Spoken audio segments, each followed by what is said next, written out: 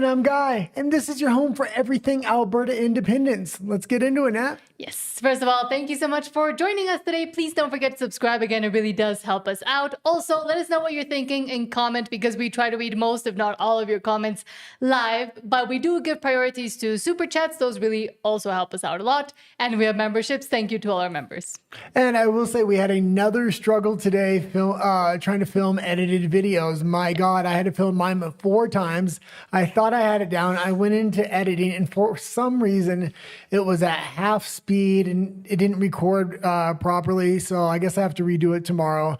You were having a ton of issues as well, but I guess we'll just keep chugging on here with the lives. Exactly. And I'll say hello to Anya Zinsky. Hello, and thank you for being here. Says hi, Nat and Guy. Happy hump day, middle of the week. Yes, happy Wednesday to everybody. Don Nadalik says hi, NNG, and everyone else. I'm primed for a great show. Let's go, Alberta. Yes, let's go. Absolutely. And there is a ton of big news, not just coming out of the United States that will affect Canada, Alberta, but also coming out of Alberta. My God, the number of stories I had to kind of press off the show to get the more updated news was crazy today. Yes. And Silverfeet waves, so hello, thank you for being here as well. But without further ado, let's actually get into the breaking news because as you were saying, there's a lot right now. Extra, extra, read all about it. Extra, extra, read all about it. And let's start with this from Kirk Lubimov saying, quote, breaking, Donald Trump paused the 50% tariffs against some of Canada's goods for 3 days. Part of the finalized deal is to build the Keystone XL pipeline. How awesome. Well, and it seems like Alberta is becoming the golden child here. Another pipeline. This would be absolutely fantastic news for Alberta. That being said, I think Carney basically bent over backwards on this one. The final details aren't quite out yet. But listening to Donald Trump as well as the administration that was actually in the negotiations, it really sounds like they give every single thing Trump wanted. And this is very concerning because what does that give them in return? All they were negotiating on was this 50% tariff being taken off, not the overall arching deal of the USMCA to be renewed for 10 years. That's what they should have been negotiating for the beginning. I'm surprised they gave as much as they did for not a final negotiation to renew this thing, especially considering Mexico wants to renew as well. Yes. And Donald J. Trump said, quote, I have paused the 50% tariffs against Canada that were scheduled to kick in tomorrow morning for a 3-day period based on the fact that Canada and the USA, subject to the finalization of documents, have a deal, in capital letters. The great Keystone XL pipeline, long ago killed by sleepy Joe Biden, may be awoken from the grave. Thank you for your attention to this matter, President Donald J. Trump.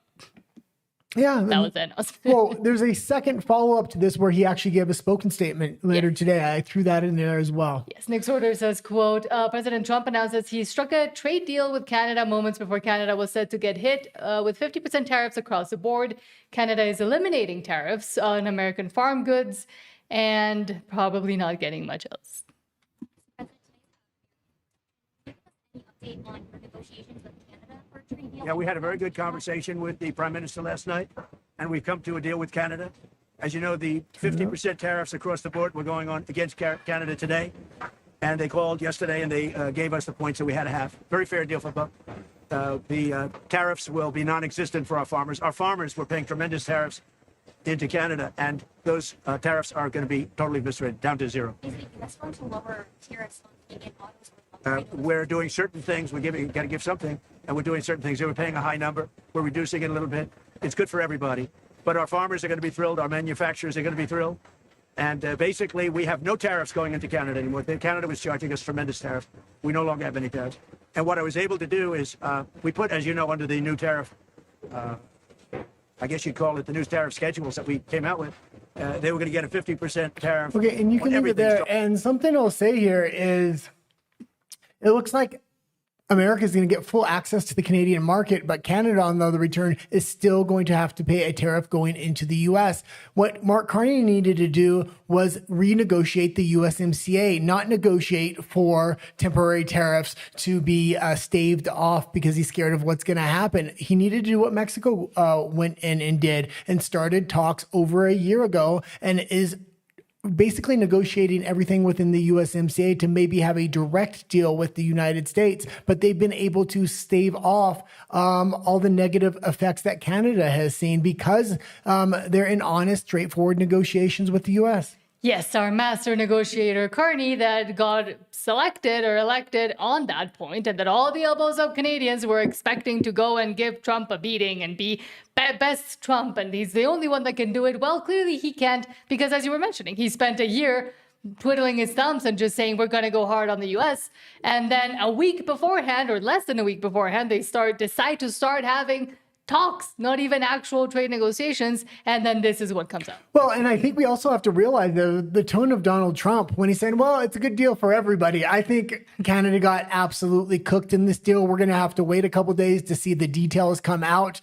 But in all regards, it looks like America got the better of this deal. Now, I was fine with America getting a good deal, but I wanted it to be for a renewal of a 10-year USMCA. That's not what happened here. You're still in year to year. Basically, you're going to see the Canadian economy hollow out because there's no security with the USMCA still. He negotiated virtually nothing here.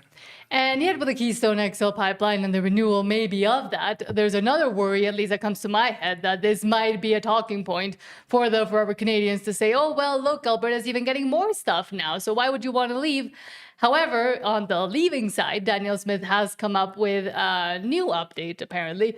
Rise of Alberta says, quote, at tonight's UCP town hall in Lethbridge, Danielle Smith confirmed that if option 2 wins on October 19th, so that means that you do want to start a binding referendum, Alberta will hold a binding yes or no referendum on independence in spring 2027. Yeah, and this is complete BS. She said 2 to 3 years, and she kept repeating that for months at a time. And then she came out recently because she had so much pushback. She was getting booed. She was getting heat in public. Then she said, oh, we're going to have it in spring. And now that's her new line. What's going to happen after this non-binding referendum when we win? She's going to set a date in the spring, and then she's going to say, oh, there's a court challenge. We're going to have to wait, just like she did the last time. Mm-hmm. So to believe this is BS. If we believe her on this, she's going to avoid a leadership review and all kinds of other things. Do not believe this. Her 2 to 3 year estimate, I think that's her actual timeline. She is a federalist through and through. I do not trust her. I do not believe her. I trust her about as much as I do Jason Kenney, and I don't trust him either.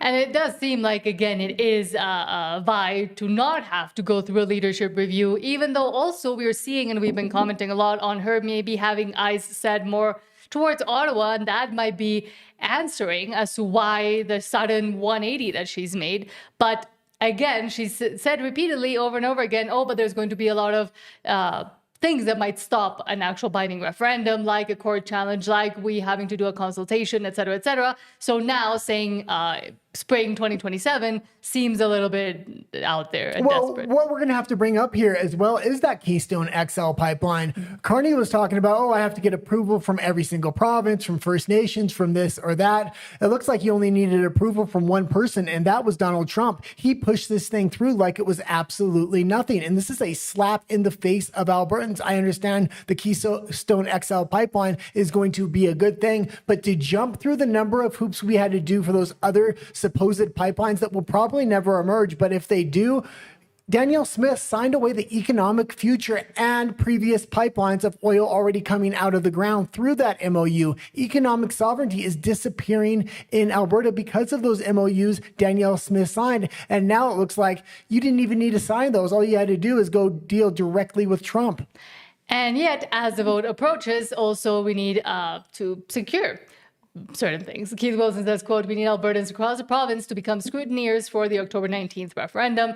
UCP members should register directly through the party as they will receive priority. Non-members can register through Let Alberta Decide. Yeah, and this is actually going to be a huge story throughout the day. There is a through line where multiple other stories are related to this. And what they're saying now, what the Albertan government is saying is, oh, we can't hire the 60,000 people. We can't find the workers.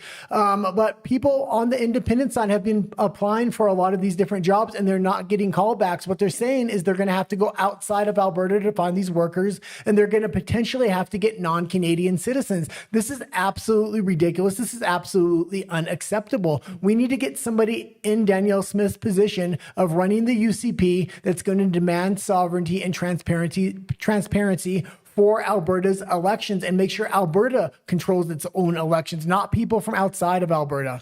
And exactly, it is interesting that even in our own chat, we've had people saying, oh, I applied, but I haven't heard back, or nobody's told me anything about what the process is going to be. And yet they say you need to be doing it 8 weeks beforehand, yet we're kind of getting there now. Well, here's the thing. They needed people at the polls to actually count the ballots, but they also need scrutineers. And we were telling a lot of people on the independent side, man, we can apply for these jobs. We can make sure everything is on the up and up. Every single channel in Alberta Independence almost said the same thing. There was a flood of volunteers and people that applied for paying jobs that were never contacted back on the independent side. Now they want to go outside of Alberta. This looks really suspicious, especially when Forever Canada is still accepting donations from outside of Alberta, which is absolutely illegal. This is federal interference. We're also not seeing where their money's coming from. There's a chance it's not just federal interference, but it could be potential foreign interference. And that's what they're trying to accuse us of. And it's almost like confession through projection. As the once great Robert Burns used to say.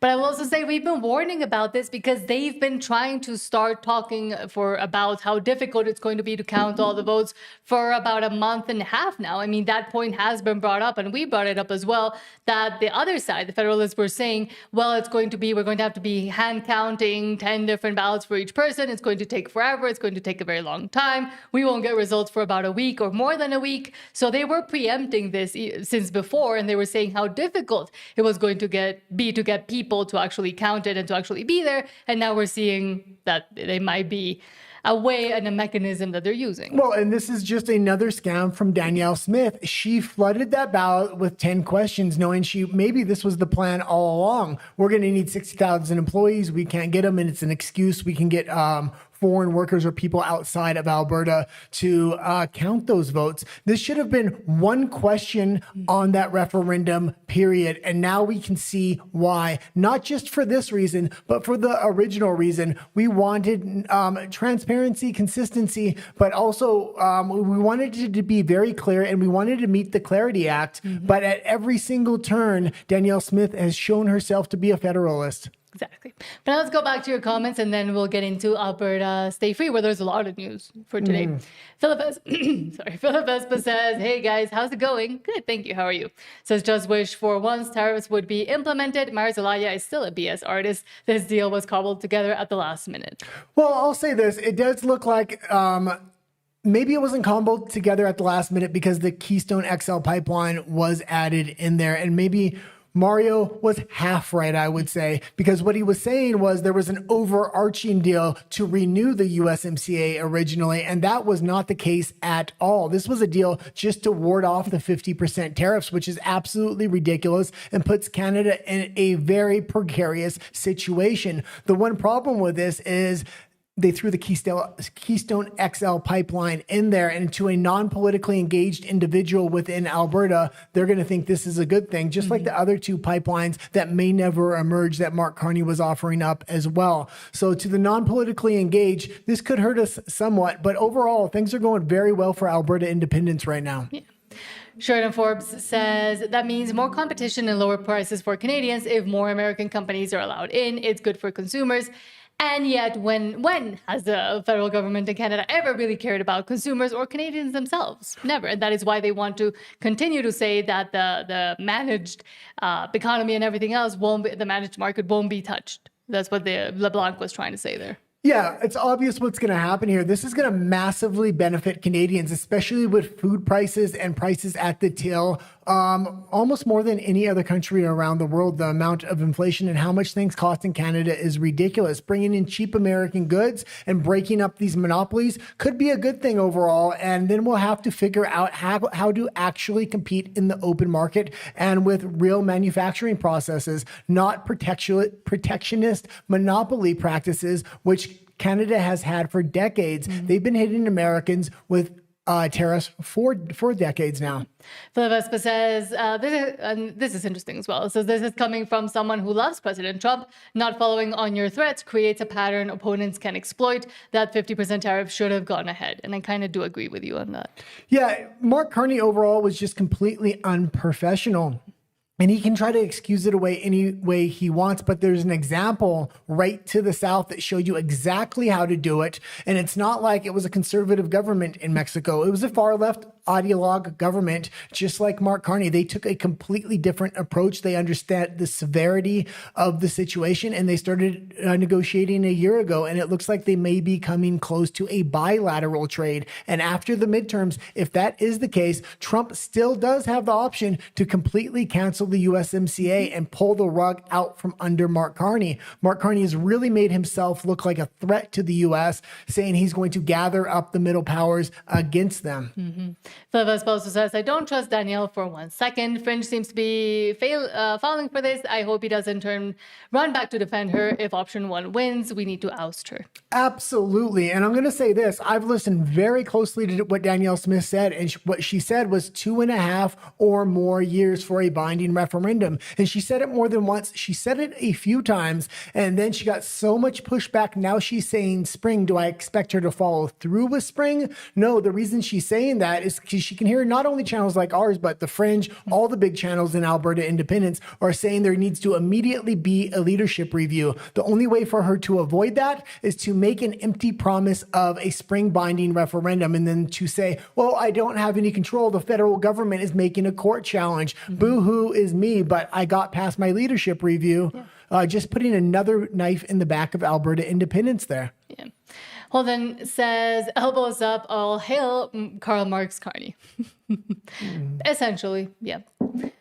David W. Carlson says, howdy from Parkland County. Hello, and thank you for being here. And Philip Espa says, I don't think this vote will be fair and be a fair and free election. We need to reformulate our next plan of attack after October 19th now. Yeah, I was actually making an edited video on the next plan of attack, win or lose, what exactly we need to do. And what we need to do is make sure we get a leader within the UCP that is going to implement sovereigntist policies, whether we win or lose. If we win and we take back the CPP money and put it in Alberta banks, we refuse to make remittance payments, we make an Alberta sheriff and get rid of the RCMP, this is going to force the federal government to take action against the sovereignty of Alberta. And it's going to be a real-time education for the people of Alberta. And that's the best free advertisement you can have going into a binding referendum. And even if we lose, we need to take those same actions because we need to get our sovereignty back. We can see Canada building the mechanisms for federalization on every single level right now, wanting to take sovereignty away from provinces and put power in their own hands. And over in RUMVLE, hello KP for you, that says, Nanangai spitting straight facts, Alberta Independence, let's effing go. Thank you for that. And on that note, let's actually go to Alberta Stay Free because as we mentioned, there's a lot of news today on that. Free home Alberta, where the roots run deep and the money trees grow. That's a long one. Let's start with this from Keith. They're a lot longer on our Alberta Independence show than our American Greatness show.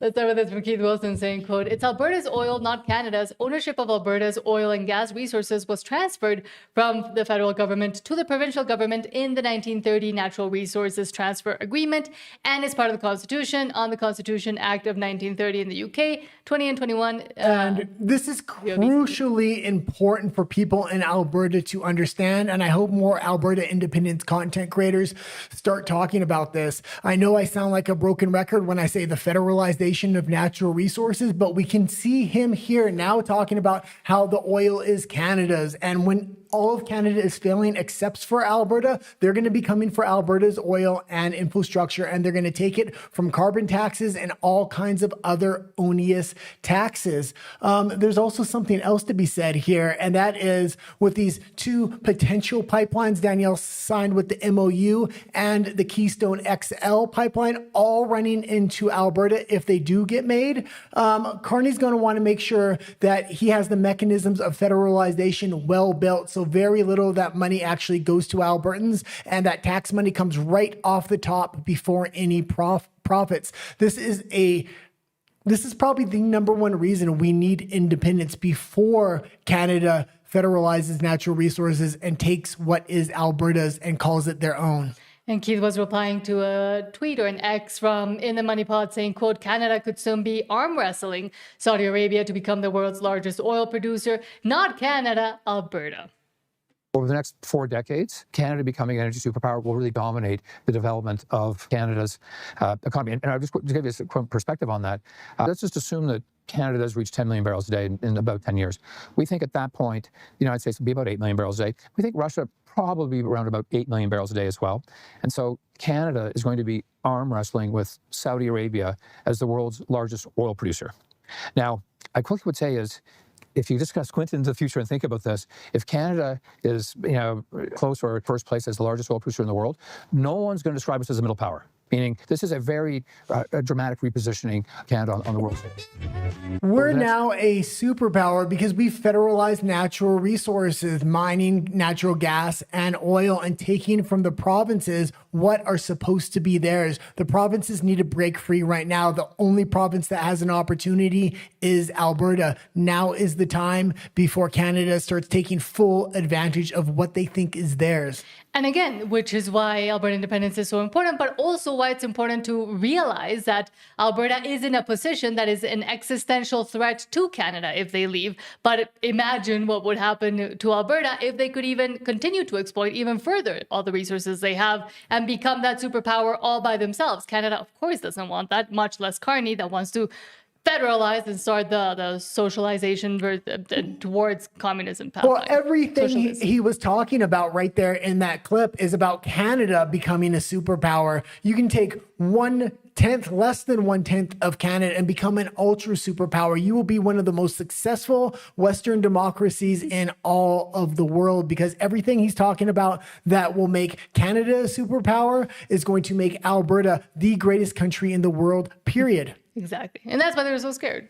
But next, also defending Canada is getting pretty difficult. Alberta 51st Project says when defending Canada becomes impossible. And this is Kathy Flett. And I feel very similarly. It's becoming impossible. And this was a fantastic little clip. And it's very interesting, the mindset of some of the boomers within Canada. Obviously not all of them, but a lot of them, especially outside of Alberta. But that seeped into Alberta as well. And they just haven't asked themselves all the questions. That's why these in-person conversations I think are absolutely crucial at this point. Yeah. It came out, the cat was out of the bag, that I was a separatist, and she was horrified by that. And she said, you know what, my kids, my whole family is all for this, but I'm just not. And so we had this back and forth conversation, and she admitted, like, my kids and my grandkids are never going to buy a house. I know that, but I just can't give up this Canada and my sovereignty and on and on and on. I said, so you admit that the Canada that you lived in and were successful in and had every opportunity to achieve everything, every goal you ever set for yourself doesn't exist anymore? And she said, oh, no, I know that it doesn't. I said, then why would you vote for your next generations to stay in that? Mm-hmm. And she went, oh, my gosh, I never thought of it that way. Never thought of it that way, right? She was holding on to this nostalgia. And it's those one-on-one conversations. That's why rallies are great. They have their place, but it's that one-on-one that's going to get this done. It came out, the cat was out. And I think it also works with, and I am working hopefully soon on a video kind of talking to the youth about this specific thing as well, that the one-on-one conversations, but also the realizing that, yes, maybe the boomers got those opportunities and now aren't realizing that because of the nostalgia and because of the etc. romanticizing of Canada as they got to live it, the young people don't even have that. And if there's young people in Alberta right now that are complaining, are noticing that it's incredibly impossible to do anything, essentially, getting a job. We've seen the job fairs and the lines coming out the door and nobody being able to get in. We've seen that even Daniel Smith wants to continue to bring in immigrants that might also be benefiting from jobs that are not there for the youth, and the inability to get a house, et cetera, et cetera. If the young people are noticing all of that, but then are still saying that they don't support independence or that independence are all fringe people that support Trump, then I don't think they're actually wanting to do anything about and just want to complain. Look, they're going to have a real pitch that there is economic prosperity within Alberta right now. That is a short-term lie. This is temporary. These supposed pipelines, even the Keystone XL pipeline, all this stuff is going to be federalized. And if we vote against independence, we lost our only chance to break free, keep what should be Albertans, which is Alberta natural resources. Keep it in Alberta, make the infrastructure for Albertans, and make sure it benefits the citizens of Alberta, not Canada. Canada has turned its back on Alberta long ago. I mean, I know Pierre Poilievre wants to talk about let's all hold hands, sing Kumbaya and give Alberta a hug, but that's just not the case. They want to take what is Albertans and they want to make it theirs. But also with the U.S. now also looking more and more towards what's happening in Canada. And Alberta, Rise of Alberta says, quote, Americans, when they find out that part of Canada is not woke and liberal and wants to leave to become its own country. And this was my favorite clip of the day by far. What? Did we just become best friends? Yup. You want to go do karate in the garage? Yup.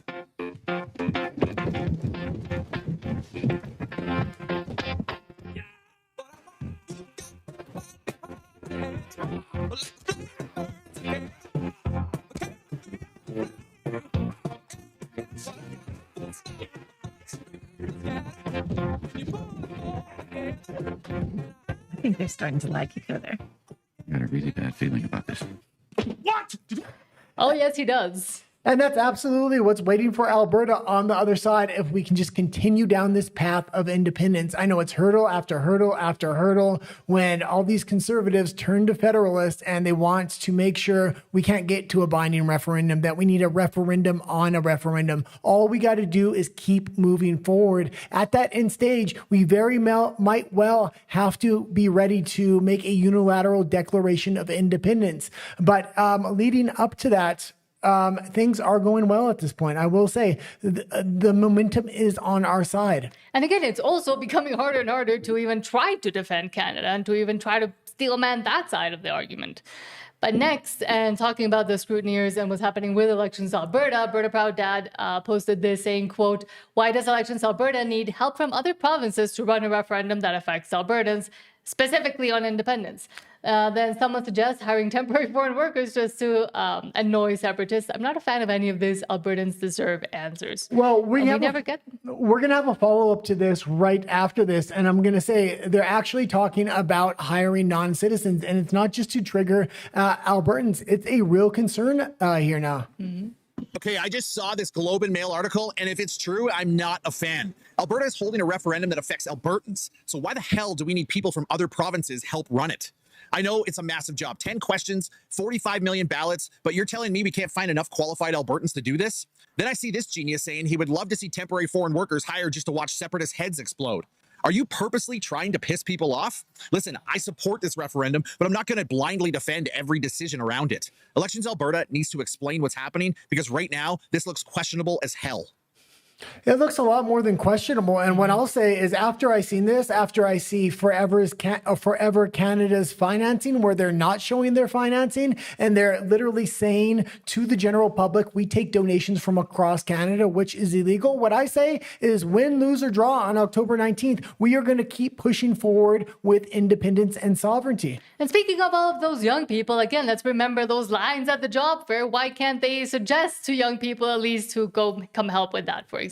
Well, they have a lot of people that can't find jobs and can't find anything to do. So. It's not a matter if they can't find workers in Alberta. We know they can find workers in Alberta because the Alberta independent side has been flooding their phone lines and putting resumes in, and they're not getting callbacks. Exactly. They intentionally want to go outside of Alberta, so there's plausible deniability there. If it's only people that live and work in Alberta, there's going to be not only a huge paper trail, but a lot of witnesses to a lot of things if they do pull some shady business in this election. Yeah, the Globe and Mail says, quote, Elections Alberta seeks help from other provinces to run fall referendum. Absolutely no. That's what I say. I say the point of there should have only been one question on this referendum. The fact that they flooded it with 10 questions, now it's giving them excuses to go outside of the provinces to get poll workers, to get scrutineers, and to get other employees for this election. And again, it just comes back more and more obvious each time they try to do moves like this, or when they allow Forever Canadian to continue to not declare and to even ask other provinces and people from outside of Alberta to donate, which the Alberta independent side has been very clear that shouldn't be happening because that's part of the rule that Elections Alberta has. And speaking of, Amy Spartan says, quote, there's nothing honorable about this I will call it.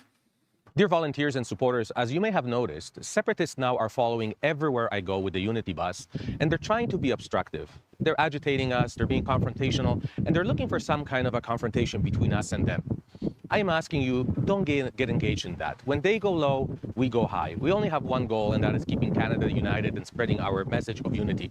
So when you're approached by separatists, when you're being persuaded to debate them, when they're in your personal space, just say simply thank you and walk away. They're Albertans and Canadians too, and we're going to have to heal those wounds one day. But for now, let's avoid any confrontation at any cost. Okay, and you can leave it there. And this is complete BS. What was the point of that? And the point came out at the end of the statement where he says, if they want to debate you, just politely walk away. They do not want people debating the Alberta independent side because it's a losing debate for anybody from the Forever Canada side. But they want to frame it in a way that we're the ones knocking down their signs when we know it's completely the opposite. They're the ones throwing cigarettes at people. They're the ones approaching people. John, talking to Albertans just today, had another crazy Forever Canada lunatic try to creep up on him. Luckily, there was somebody in the dog park that cut him off.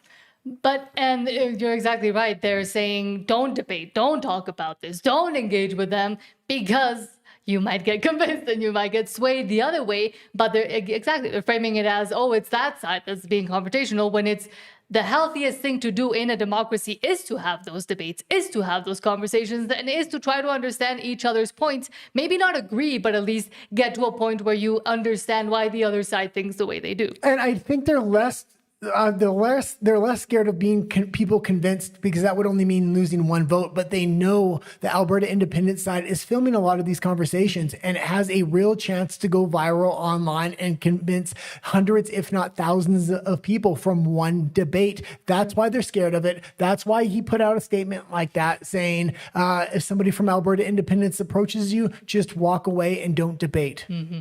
But now let's go back to your comments before we get into Alberta politics. David W. Carlson says, it looks like the Keystone Pipeline may be on the table.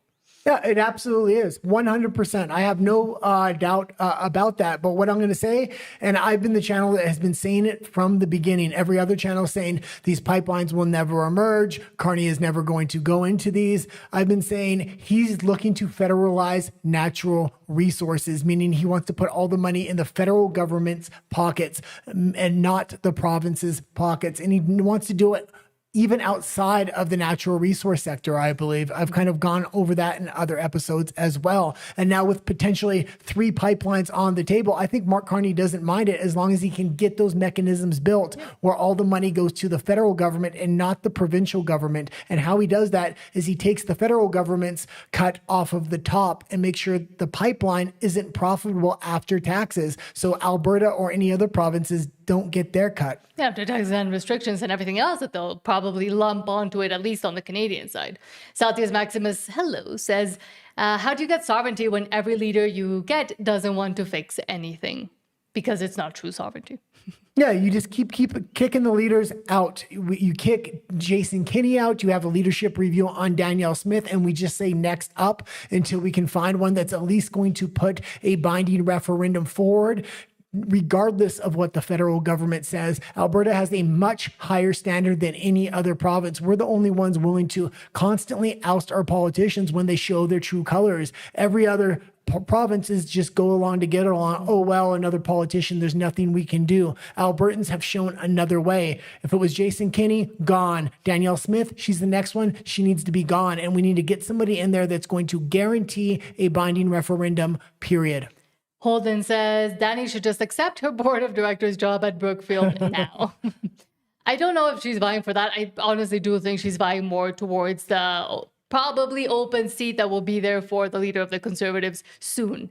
Either after a Jason Kenney or a Doug Ford try to oust Pierre Poilievre, or just ousting Pierre Poilievre by itself. Absolutely.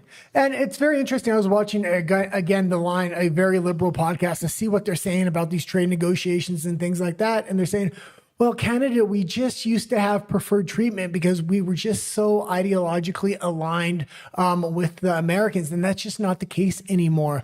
Well, if you can change your leader and get somebody in there that knows how to negotiate and basically has similar core values than the Americans, maybe you can get preferred treatment. Again, the problem right now is Mark Carney is obviously not that person. He is a globalist, but Pierre Poilievre is on the wrong side of the administration as well. And although he's one of the better conservatives you're going to get it on a national level, obviously not in Alberta, and Alberta needs its independence.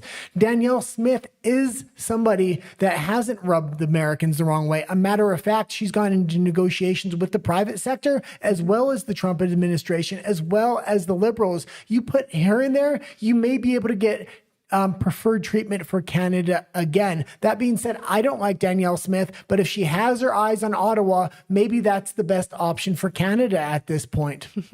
And that's saying something. Holden says also it's shameful now how quick she bent the knee to Carl. Carney. Yes. But necessary, again, if she wants that potential seat or potential opportunity over in a more federal capacity. Look, and we can't go soft on her right now. We can't say, oh, she's saying there's going to be a binding referendum in the spring. If we believe that, we are a bunch of suckers, especially considering her previous statements. And we know the hurdles the federal government can throw in her way in order to lengthen this thing out, where she can say, well, it's not my fault. We have to put it off now. We have to keep pressure on her so she understands if she wants a future political career, there's going to be a leadership review. She might want to start making her way towards Ottawa now and do it on her own terms rather than to be ousted and have a political career much like Jason Kenney. His political career was absolutely over after he was ousted. And on that, let's actually get into Alberta politics. He doesn't discuss federal politics. He only concerns himself with Alberta's independence. And let's start with this from, speaking of Danielle Smith, saying, quote, let me be clear, the administration and delivery of healthcare is an area of provincial jurisdiction, not federal. We expect the federal government to respect Alberta's jurisdiction and its authority to determine how healthcare is delivered in this province. We remain committed to building a stronger public system and ensuring Albertans never have to pay out of pocket for medically necessary care, which... And you can leave it there. And I just want to say, nobody believes her anymore. She gets these news headlines, she makes these policies, and then there's no implementation, or there's a federal policy that comes in that she says, oh, that supersedes our policy. Too bad, too sad. She said there will be no hate speech because we're not going to implement that within Alberta. Next thing we know, there's freaking buses driving around being sponsored by the Edmonton Police. There's a tip line to rat on your neighbor. Everything she promises never comes to fruition, but she gets the headline. And that's why she's the best thing since sliced bread to national Canada. But people in Alberta know better. We know what's going on the ground, and there's no actual follow through with these things. Once she gets the headline, that's all the Albertan people actually get. Well, and again, that might be why she would do so well as the head of the Conservative Party, because Poilievre has done basically exactly the same thing. Gets headlines, sounds very good on a soundbite, but what has he actually done? And with Danielle Smith, a lot of the things she was saying, and even a lot of the things she kind of accomplished initially, were good, and now everything kind of came out and crumbling, and nothing's really getting done. Yeah.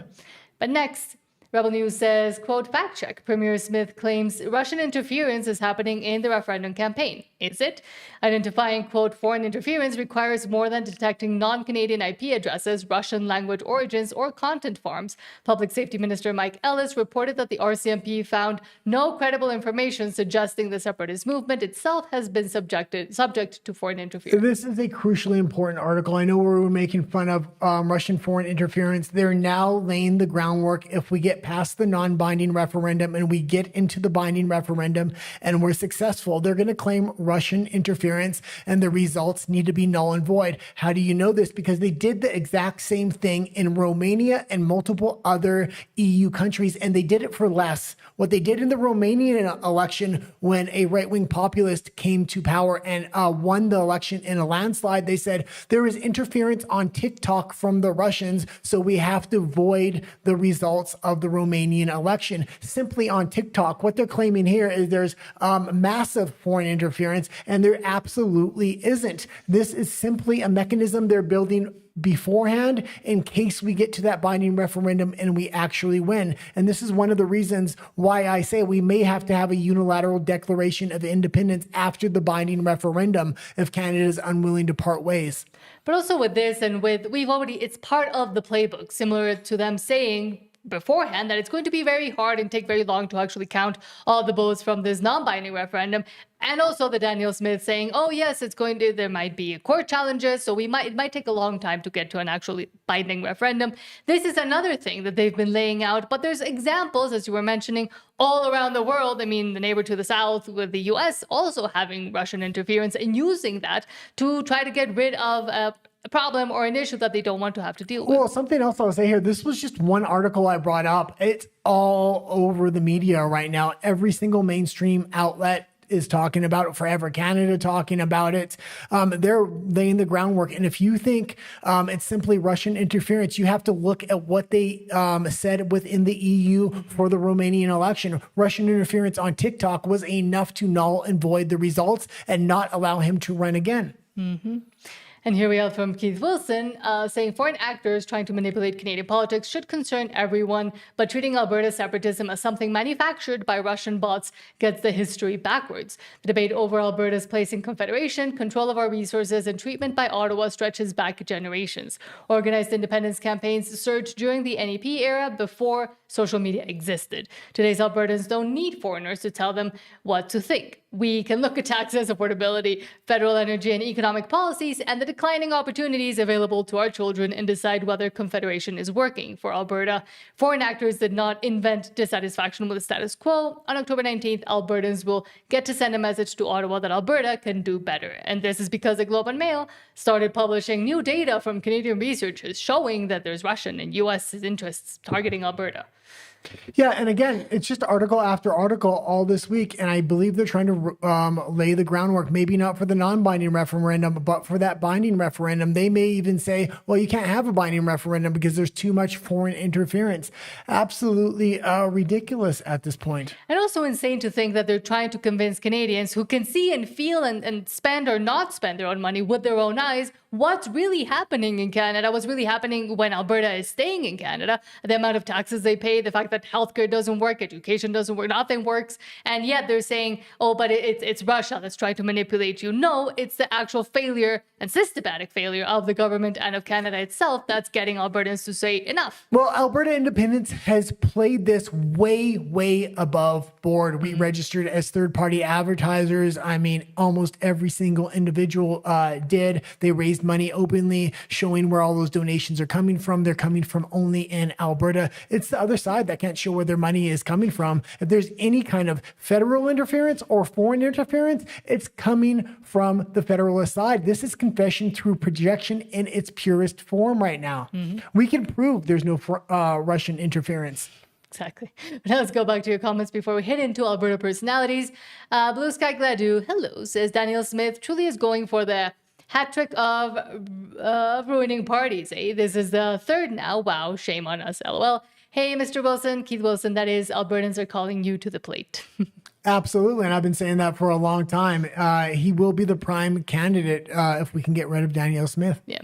And Holden says, Danny is no different than any other Federalist. 37 promises followed by 0 results on both sides. Well, no, the Liberals get the negative results that they apparently want. Yeah, and the pride flags are just another one of those things. And I'll say Alberta Proud Dad's doing a fantastic thing, putting a website up and trying to monitor a lot of these classrooms and have whistleblowers come out if they don't comply and take down these flags. But Danielle Smith is going completely the other way. She already got her headline. I don't think she cares anymore at this point. And that's her MO at this point. She wants to sound like a conservative. She wants to sound like a populist.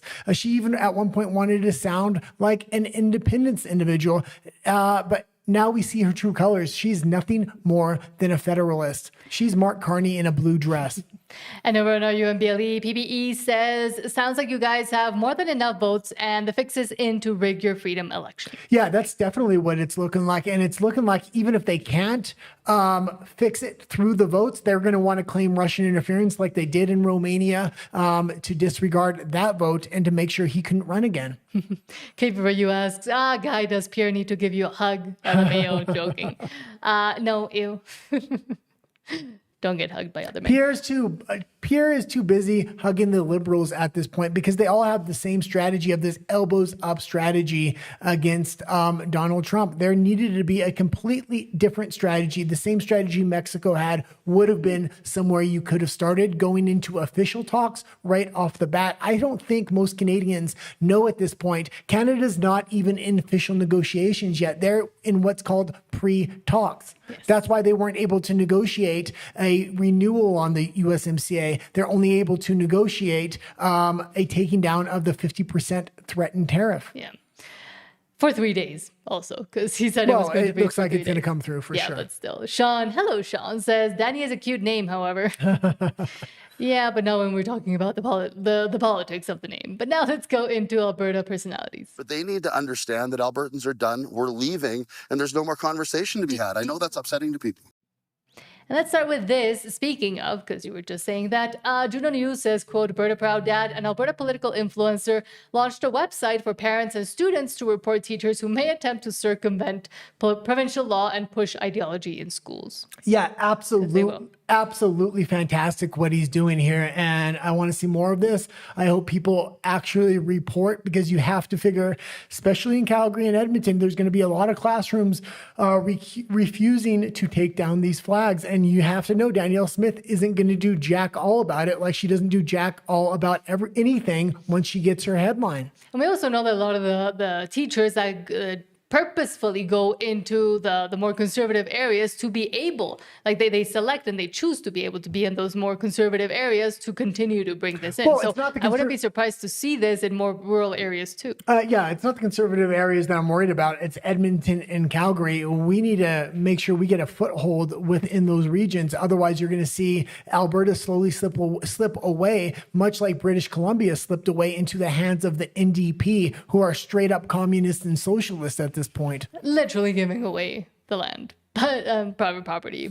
But the Western Standard also asks and says, quote, why can't Canada deport high-risk non-citizen offenders? The panel looks at a case involving multiple SA convictions, repeated court breaches, and the bigger questions Canada's leaders seem reluctant to ask because it's not politically expedient for them and because they've trained people to not be able to say anything regarding this. Yeah, I was speaking on my show about one of those incidents today earlier with this gentleman. When I call him that, I'm just trying to find the name. Medhani Johans. He's not Canadian, refugee. He's had 2 convictions for sexual assaults on strangers. So he's a rapist. Repeated breaches of court orders, described by police as a high risk. Won't deport him. He's not a citizen. Why on? If we can't even get rid of him, why isn't Polyev standing on the rooftop screaming about this one? Because actually he's not. That's another one of these symptoms of this mass immigration. He's scared to touch it. Yeah, I was speaking on my show about one of those incidents. Yeah, and that's specifically a thing. They're scared to touch it. And yet, when polled, both within Alberta, but also in Canada in general, this is one of the biggest issues that people mention that they're worried about or that they want something to be done about it. The great replacement theory is real, and it's meant to bring in a whole new voter bloc and press even more progressive policies that your normal citizens wouldn't touch with a 10-foot pole. And it's actually working within Canada. Other countries are starting to wake up, and the countries that haven't woke up, the countries that are waking up are taking those countries as an example and saying, we don't want it to happen here. Mainly America is waking up right now. And this is why Donald Trump has been able to throw a monkey wrench into all these globalist plans when it came to America and the great replacement theory. It's working like a charm in Canada. And in 2027, 2028, that's when Carney has already built the mechanisms to open up the floodgates again to mass immigration. And he's been playing with the numbers too, which we continuously talk about, where they said, yes, we're reducing the number of students that are coming in and people that with work permits, etc., but then increasing the number of refugees and asylum seekers. But next, Antonio Tweed says, concerns are mounting on Parliament Hill as MPs openly challenge what they describe as an increasingly authoritarian approach within the Liberal caucus. Because they have a majority, of course, they can do whatever they want. Well, and you have to understand the Liberal caucus is completely ideological. These people actually believe in carbon-sucking machines and all this green energy nonsense. And because they actually believe in it, now that Mark Carney is going the other way, especially with this Keystone XL pipeline, the other 2 pipelines he's promising, even if those never appear, to the Liberals, they're completely against this. And what's Mark Carney's attitude towards his own Liberal caucus? It's like get in line or get out. So there is major fracturing going on in there. The problem is they have a majority government and they're high off of power right now. I don't see them losing power for at least another 2 to 3 years whenever the next election is. Yeah, it says the debate centers on a perceived demand for absolute conformity, with critics arguing the elected representatives are being stifled rather than encouraged to voice their concerns. Hold on. This is the approach that Carney has taken, frankly, is not democracy. It is a authoritarian approach in Canada. This is what's happening. He's basically sending a clear message to Canadians and to his caucus that I don't want to hear from you unless if you agree with me. But shouldn't they just resign and stay as independents? I mean, what do you make of the decision to stay within the Liberal caucus, given everything that's transpired? Well, the first step that people will go through in a situation where there are disagreements or grievances is to raise these issues. They should not be afraid to speak publicly and speak truth to power. We are parliamentarians. We are elected by our constituents to represent their point of view and not just to toe the line of what the Prime Minister tells you, what you can and cannot say, and what you can and cannot think. And that's Mark Carney's MO, not just to his own Liberal caucus, but to the Conservatives, to Alberta independents, by building the mechanisms of censorship through hate speech and specialty groups. Shut up or we'll arrest you. We'll fine you. We'll take away your internet access. That's the draconian kind of laws they're passing in Canada right now. And oh, surprise, with censorship and with these insane draconian laws and bills and things they want to pass, and they think that it's a great idea with hate speech, for example, they never really fully think what would happen if I ever fall on the wrong side of the argument or on the wrong, and now they're suffering for it because a lot of them were voting yes for all of this and thought it was a great idea to be able to censor and cancel and get rid of anybody that had a different opinion than them. But when their opinion starts being different to the opinion of the party, well, then they're in trouble too. Yeah, I think there's bigger plays at work here because there's so much federalization and he's moving the country towards socialism. He doesn't want people talking about a lot of these things. And that's why I think the censorship's really being brought in. It's not because he doesn't like people calling him names or pushing back against him. He doesn't want any hurdles getting in the way of his federalization and his globalist dreams of turning Canada socialist. I mean, they're more than halfway there already. Sean says, Oilers is the most base name for a sports team. Because that flag came up. And yet, they do continue to do the pride flag. John B. Hello says the liberal terrorists believe in communism. Yeah, they want to implement it. That's the whole point. Yeah. And over at RUMBLE, PE777 says Trump should have started the new tariffs. And you guys got to get rid of Smith. And says, I thought the Keystone XL would plug into existing pipes in Alberta. 95% of the construction would be in America. Yeah, I was looking at the map for the Keystone XL pipeline as well. And it's, again, this is not what I want for a pipeline. I want a pipeline going straight from Alberta into the United States, and then they can hook it up to their existing lines. It goes from Alberta to Saskatchewan and then into the States. And the majority of what they're building is going to be in the States because a lot of the infrastructure is already built within Alberta. That being said, they need to cut out the federal government and declare sovereignty. We don't need to pay carbon taxes if we're not running any pipelines through the rest of Canada. We're running it from Alberta to America and make the federal government take the opposite stance. Well, no, you have to pay carbon taxes because you don't actually have sovereignty. Demonstrate to the people that the federal government is never going to give Alberta or any other province sovereignty, especially when they're running headfirst into federalization right now. PBE also says, Ottawa is your foreign interference. Exactly. Smith is bending you guys over. Sounds like the Russia hoax in the States that Tulsi proved was fake. Yeah, Tulsi Gabbard. And that's exactly what I just said.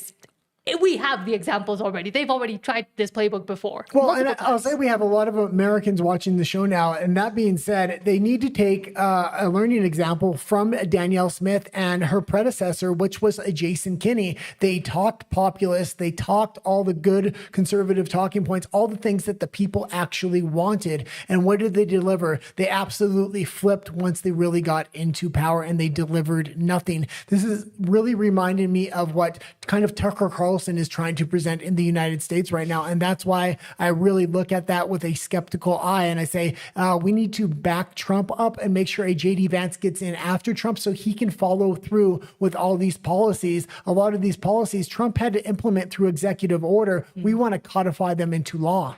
Exactly. And on that, let's actually get into Alberta's Canada, because the downfall continues. I'm angry. I've had enough of these people. And let's start with this from Rebel News. Of course. Rebel News says, quote, Toronto police just fined our billboard truck driver outside the WNBA game for displaying a pro-women message. Because, of course, Toronto police have just hit their billboard truck with 2 fines totaling $1,230 for playing a video defending women's sports at a women's sporting event. Of course. And we'll just go to the video. Yeah, we can go to the video here. And, of course, because of all the speech laws, they're absolutely all over this. This is ridiculous. You can play the clip here. The bylaw section is. What's happening, Mark? Ezra Levant here from Rebel News. I just received a phone call minutes ago from Mark, our truck driver. He's driving the big, beautiful billboard truck, and he was pulled over again by police again for another video billboard that talks about transgenderism colonizing women's sports. You can see here a swarm of police pulling him over. The reason we're downtown with the truck today is because the WNBA is having a game in Toronto. What better opportunity to talk about protecting women and girls in female sports from male entryists who want to unfairly compete against them and grossly go into changing rooms. Well, the cops pulled over our truck driver, Mark, fined him $615, ordered him to move, and said if he doesn't turn off the sign, he'll keep getting fines and more and more. Watch yourself. Why are you shutting down our journalism? And you can leave it there. And I will say I highly recommend going to watch the entire clip from Rebel News. This is the state of free speech in Canada. There was nothing lewd on that billboard. It was actually statements from WNBA players themselves. Exactly. I actually agree with most of those statements, all of those statements. And Sophie Cunningham is an absolute gem. And also, they should be happy that anybody's paying attention to the WNBA, especially when it goes to Canada, because once again, we know that it's just a loss. Not even leader, it's just a loss for the actual NBA.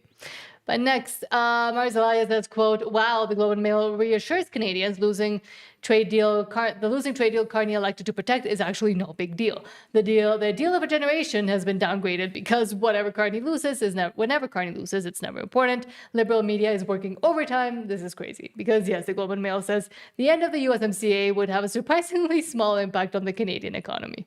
It would devastate Canada. That would be the end of Canada. When Donald Trump asked Justin Trudeau what would happen if we stopped auto manufacturing and we put tariffs up. He said that would be the end of the economy. You take out the USMCA deal, that's it. And Trump can put Canada on notice at any point. With a 6-month notice, he can cancel the USMCA deal. Mm-hmm. And they're not even attempting to negotiate that right now. Mexico is, on the other hand. In Canada, one thing they never want to admit is that they've been overly reliant on the U.S. Essentially, all of Canada has to give thanks to the U.S. for everything they've been able to achieve up to this point. So by saying this, you're really, really risking everything. And this is more than elbows up. This is absolute suicide for for Canada as an economy if that happens. Mm-hmm. Also on that note, National Post says, quote, transgender health group now says its guidelines for treating youth are only opinions in intense debate. Well, they were pretty strict before. They were saying the doctors had to listen to them, especially WPATH. Well, no, it's more than interesting. This isn't opinion because it's an argument that's only one side is legal. The other side, if you're against transgenderism, that's considered breaking the law in some cases. What's the kind of therapy called? Conversion therapy. They changed the meaning of what conversion therapy even is. Yeah, so if you even attempt the other side of the argument through conversion therapy, if you have a son or a daughter, you'll be arrested. Yeah, it might be an opinion, but only one opinion isn't acceptable within Canada. Any other opinion is considered hate speech at this point. Well, not doing it through conversion therapy, actual conversion therapy is bad, but they changed the meaning of conversion therapy by saying that if you even talk to a child about their actual biological gender, maybe being the gender they are, well, then that is now considered conversion therapy. That is the insane part of it. And yes, it's not an opinion when it's now codified into law. But let's go back to your comments. John B. says, I agree, make the pipeline go into the United States. Washington State already proposed a port Oh, no, sorry. I was reading a different one. Says, hate speech. People are always going to have something you dislike. Why make it a statute or law against, quote, hate speech? Because it lets them control what people can say and can't say. Yeah, and then they stack hate speech on top of specialty groups and classes, and there's all kinds of different specialty groups and classes in Canada, so then they can have selective prosecution and laws against certain targeted groups, and then they can change those laws and go after different groups depending on who's in their voting block at the moment. John B. also says, I agree, make the pipeline go into the United States. Washington State already proposed a port area for the Pacific for Alberta. Interesting. The guy says he didn't know that. John B. says, Democrats are already so unpopular in the States, it's unreal. And even further now that they're getting essentially eaten by their own, by the DSA, by their evil child. John B. says Sophie has been abused by the WNBA. Yes, she has. And the opinions of the other players about her, coming from jealousy, are insane too. John B. says Alberta, I hope, puts in a real president or PM once it's a constitutional republic. Hopefully president and not PM. Well, that was extremely interesting that he brought up that Washington State had already approved it, because I didn't know that. And Washington State's extremely woke, but if they're willing to approve it, that would be absolutely fantastic. If Alberta gets its independence, there's a straight shot to the coastline there with a willing trade partner. Absolutely fantastic. Another thing, Caitlin Clark in the WNBA could be an absolute superstar, yet they do everything in their power to hold her down. Yeah. And they have Sophie Cunningham on the same team. And even if they don't like their ideology, because the WNBA is a bunch of 7-foot woke lesbians, you have a real opportunity to create a rivalry even between ideologies here, which would make all kinds of media headlines and would drive fans to the stadium. Well, they're already doing it. For a sport that's not that exciting. A matter of fact, that WNBA, since its inception, has operated at a loss every single year. Mm-hmm. And over in our UMBLE, oh, hold on, where were we? PBE says, Ottawa is your foreign, oh, I read that one. I see what you mean. You want to see a brand new pipeline built from the oil to the Keystone. Yes. How did you guys get so woke? Your country is like San Francisco on steroids. Well, there's two places in Canada that aren't woke. That's Saskatchewan and Alberta. But the Canadian government is doing their best to have mass immigrations to infect the major cities within those two provinces to eventually turn them woke too. And that's why both Saskatchewan and Alberta need their independence now before they really flood them with mass immigration. And also because Canada is essentially the testing ground for a lot of things that the globalists then want to implement elsewhere, because Canada for a very long time has been saying yes to a lot of these plans that they have and the ability to implement it too. Well, they have a willing government, a willing population, so they test everything and work out all the kinks before they move it down to New York, Washington State, then to Oregon, then to California, and then they bring it across the country in the United States. It's not like these policies just pop up. They're well orchestrated, and they work out everything that doesn't work beforehand, so they have the best opportunity to have it succeed in the United States, because the United States is actually the target, and the U.S. population needs to wake up. Canada is a serious threat on the northern border, and nobody's paying attention. And PB also says, you don't want to hear that, and I agree with this, and thanks for the correction, says you don't want to hear this, but Canada ain't reliant on the U.S. Canada is dependent on the U.S. Yeah, it crumbles without it, and we're already seeing it crumbling as companies from Canada are leaving to the U.S. 90% of the population lives directly on the border, suckling off the U.S. tit for decades now, since the founding of the country. It's obvious that they rely on the U.S. or they're completely dependent at this point. Sean says, Alberta ain't ever going to have a pipeline to Port Rupert. And also says, they're the new front for the City of London since the UK failed. Yeah.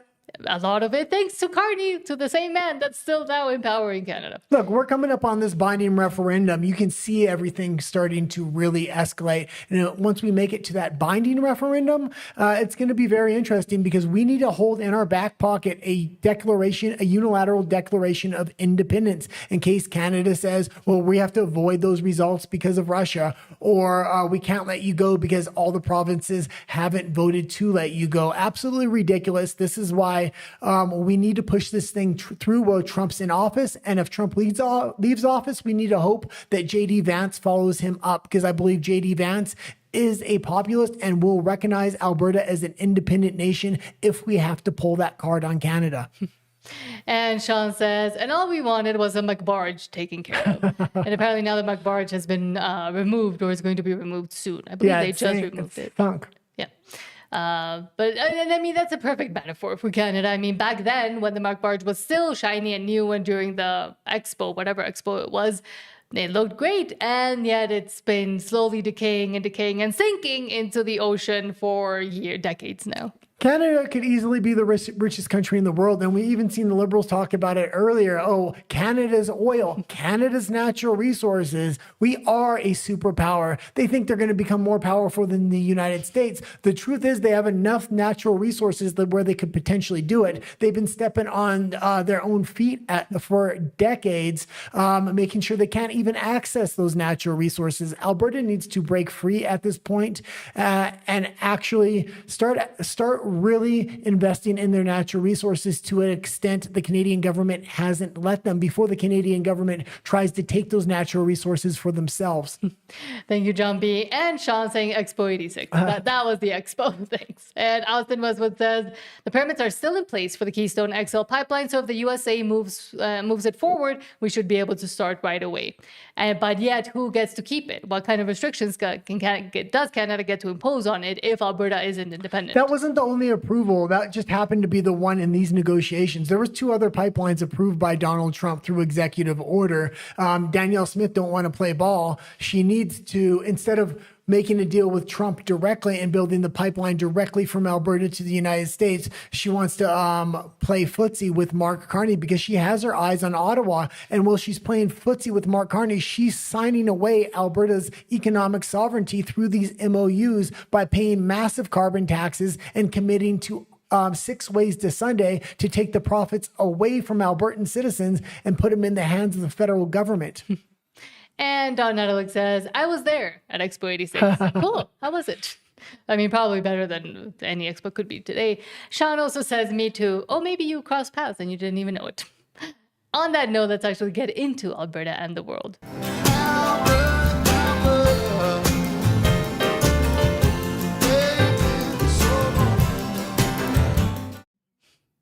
Let's start with this from Rebel News. Saying, quote, fact check, quote, why can forever Canadians solicit out-of-province donations while Alberta independence campaigns can't? The Federalist Advocacy Group continues to receive donations from Canadians outside of Alberta. And you can click into the article here, and it's in his own words here, and he's been campaigning from the beginning to take donations from all of Canada, every single province. It's illegal to take donations outside of Alberta, but they keep doing it. And on top of that, he's not even showing his donation records. He's claiming he's got $0 at this point. This looks like federal and foreign interference to me, not from the Russians, but from Forever Canada themselves. Yes, as Forever Canadians, Thomas Okasik is once again openly soliciting donations for his Forever Canadian campaign from people outside of Alberta, saying, quote, this is why we need you to support the hashtag Forever Canadian movement, said Lukasik on X. If you live anywhere in Canada, sign up and donate.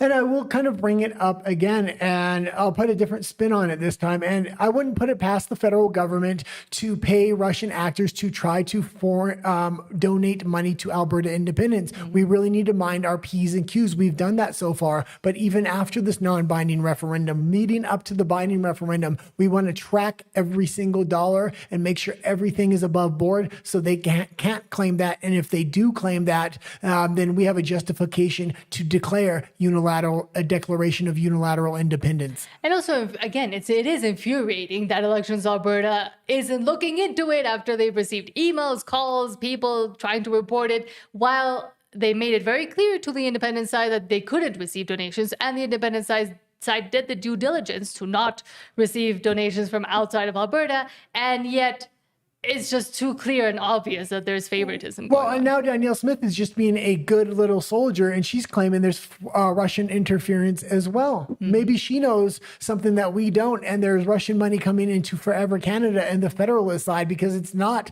coming into the independent side. I can guarantee you that. But there is a lot of money going somewhere else. Melissa says, quote, how many more scandals does it take before we stop sending taxpayer dollars to Ukraine? Ukrainian is arrested for the Nord Stream pipeline sabotage and criminal networks tied to Zelensky's office. I want my money back from Zelensky. Yeah, it's just a laundry machine of corruption at this point. And the way they're getting the money out now is through what they're calling military manufacturing in the EU. So they donate all the money, put it into Ukraine. Ukraine pumps it back out into different military corporations. And that's how they're getting the money in and now getting the money out. This drone manufacturing is becoming a little bit of a scandal right now within the EU specifically. And let's not forget the Nord Stream 2 pipeline. That thing got bombed. That was a German-Russian pipeline that supplied the EU with extremely cheap oil. And it was bombed by who? A Ukrainian man that has associations with the Ukrainian military. I thought this was supposed to be your ally, and yet they're bombing EU pipelines here. Yeah, the headline saying Ukrainian man arrested in Croatia over Nord Stream pipeline sabotage from today. And also Ukraine anti-corruption agencies, I'm surprised they have them, investigating network allegedly tied to Zelensky's office, saying investigators looking into criminal network allegedly involving senior officials in the president's office. Okay, we can move Also on there. from today. Hold on. And lastly, Melissa says, quote, another company that just left Canada for America, just talked about this, from Ontario to Texas. Canada is losing a lot.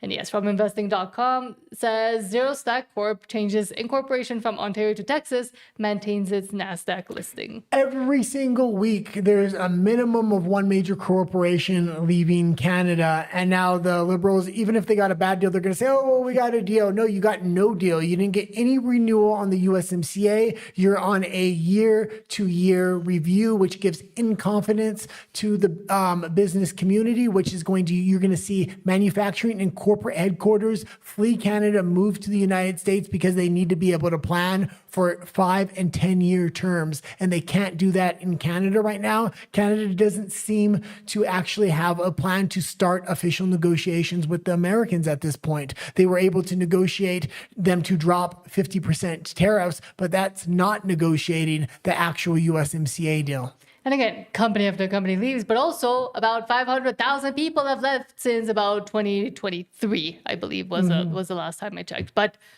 if this isn't an indication that Alberta itself should leave and save itself from all of this insanity, then I don't know what would be, or what is, or what could be. But let's get back to your comments before we head over to RUMBLE. Sean says, I was 9 when he went to the Expo 86. And Sean also says, fake polling is next. There's going to be, and we're actually going to talk about that on tomorrow's episode of American Greatness, because there's all kinds of fake polling coming out in the United States, and these polling firms are now directly admitting to it, which is absolutely crazy. And it's not just one polling firm, it's multiple of them. We're smart enough within Alberta to not believe the polls. We're going to show up in record numbers, 90 to 95%. I'm fully expecting. We're the kind of people that are going to take the day off work, make sure if people don't have rides, we're going to have ride sharing programs to make sure Alberta independence votes can make it to the booth on the day of the vote. And even the other side has been warning about that, like Jen from the line, Jen Gerson from the line. Sean also says, just like in Los Angeles. Not sure about which one, but yeah. Yeah, and even if they do manage to rig this election in some way, shape, or form, we're going to continue on. We can take the example from Donald Trump. He lost in 2020, and there's all kinds of questions around that election. But what did he do? He came back bigger, badder, and stronger, and he was prepared the next time even more, because the first time he pretty much got frozen out by the judiciary. He wasn't able to do a lot in his first term. He was more than prepared on that second term because of those 4 years off. So win, lose, or draw, Alberta independence is going to continue to go forward. Yes. John B says Alberta needs to break free with oil and gas, but also encourage other businesses to come to Alberta. I'd like to see more high-tech chip manufacturers as an example. And we're seeing that Meta investment, just as they were saying that because of Alberta's independence talks, there's nobody going to invest in Alberta for forever. Well, now one of the biggest investments is coming in as the talks for Alberta independence actually get stronger. It's a joke to think you're going to get any kind of major manufacturing within Alberta as long as you're part of Canada, because Canada leverages the natural resources of Alberta to put all their manufacturing and monopolies back east. As soon as Alberta gets its independence, all the natural resources come out of the Rocky Mountains in Alberta, the oil and natural gas, everything's right there. You're going to see the manufacturing that used to lie in the east lie in Alberta, because Alberta manufacturing would have massive advantages, but you won't see that happen until Alberta gets its independence because of the federal government and the Laurentian elites. Don Nedelik says, I was 31 when he went to Expo 86. John B says, Tommy is corrupt. Yes. And I think he's also being used by higher powers to continue to stop Alberta from being independent. He's corrupt. Poilievre's corrupt. Smith is corrupt. Mark Carney is corrupt. Doug Ford is corrupt. They're all corrupt. They're all politicians, and they're all lining up against the citizens on the other side. And they're saying you have to wait 3 years, vote for Poilievre, vote harder if you want to change. And the citizens of Alberta are saying no more. We're going to create the change for ourselves. John B. also says, Los Angeles has many problems. I was born in Southern California. Yeah. I used to live in Southern California for quite a long time, Orange County as well as Long Beach, California. I was born in Canada, but raised half and half. I've only been once and I hate LA. Yeah, the ideology has absolutely killed California, much like it killed British Columbia as well. Seems like all these places I live, ideologies just killing them. Maybe it's you. Well, I've lived in some other non-woke places. I lived in Florida for a while as well. But also Washington, maybe you might be a bad omen, actually. William Robel says, way late, but I'll listen after the stream. Thank you, but thank you for being here as well, William Robel. And Lori P. Alberta girl, hello, says, Strathmore is corrupted. Yes, Strathmore, I believe it's a town. Hold on. Oh, now I love it. There we go. Over on RUMBLE, PBE says, I read that 45% of your nation works for the government. Yes, I ain't smart, but if all of you work for the feds, who makes your money? The oil companies? Yeah, the official stat is 1 in 4 people, so that would be 25%, but it's actually much higher than that because you have subcontractors and adjacent employees and adjacent industries and one-off contracts, so it is around 40%. And this is why it's very hard to vote out the Liberals. People do not want to vote for a small government because the majority of the people in the country are freaking working for the government. It's socialism light at this point, and it's only a matter of time before we get socialism hard and then communism. Yes, socialism is just a step towards communism. PBE asks, is Doug Ford related to the crackhead mayor of Toronto, Rob Ford? Brother, yeah. Yeah, but his brother died. Passed away. Yeah. And wasn't he? I liked him better than Ford, though.